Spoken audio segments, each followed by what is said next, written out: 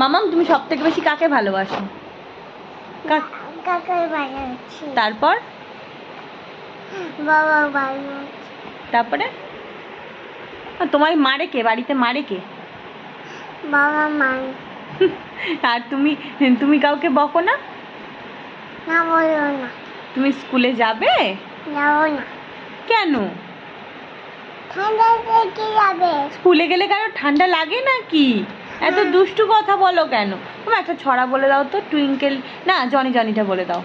Johnny Johnny papa English no papa English no papa okay নাই।